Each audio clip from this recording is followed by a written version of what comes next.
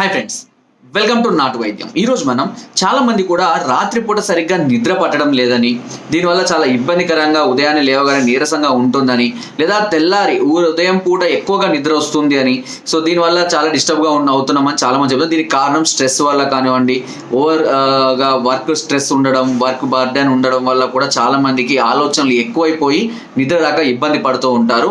సహజంగా స్టూడెంట్స్ కూడా ఎక్కువగా చదవాలి అనే తాపత్రయంతో నిద్రపోకుండా కొద్ది రోజులు గడపడం వల్ల అలాగే అలవాటు పడేవాళ్ళు.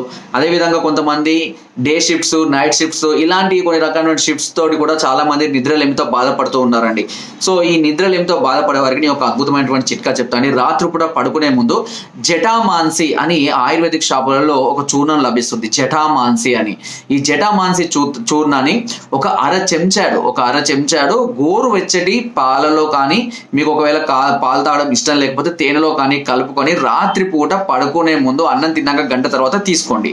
ఇలా ప్రతిరోజు తీసుకోండి. అదే విధంగా ఆవ నూనె, మనకు ఆవ నూనె దొరుకుతుంది కానీ ఆవ నూనెను కొద్దిగా తీసుకొని దాన్ని కొద్దిగా వేడి చేసుకొని, బాగా వేడి కాకుండా కొద్దిగా వేడి చేసుకొని అరిపాదాలకు మర్దన చేసుకోండి. అరిపాదాలకు మర్దన చేయడం వల్ల స్ట్రెస్ రిలీఫ్ అనేది జరుగుతుంది. ఎందుకంటే అక్కడ ప్రెషర్ పాయింట్స్ ఉంటాయి కాబట్టి స్ట్రెస్ రిలీఫ్ అనేది జరుగుతుంది. ఏదైనా సాక్స్లు కానీ కవర్ లాంటివి కానీ కట్టేసుకొని పడుకోవచ్చు. సో ఇలా కనుక మీరు ప్రతిరోజు చేస్తుంటే ఇది చాలా హాయి అయినటువంటి సుఖపరమైనటువంటి నిద్రను, అంటే అబ్బా ఏమైనా నిద్ర పట్టిందారా, చాలా హ్యాపీగా నిద్రపోయాను, చాలా హాయిగా నిద్రపోయాను చాలా రోజులతో అన్న ఒక ఫీల్ వస్తుంది చూసారా, అలాంటి నిద్రనిస్తుంది. మెదడుకు మంచి ప్రశాంతతని ఇస్తుంది, టెన్షన్స్ని తగ్గిస్తుంది, అండ్ ఎక్కువగా కంగారు పడే ఆలోచనల్ని రానివ్వకుండా చూస్తుంది. కాబట్టి ఈ జటామాన్సిని వీలైతే తెచ్చుకొని మీరు ట్రై చేయండి, చాలా అద్భుతంగా పనిచేస్తుంది.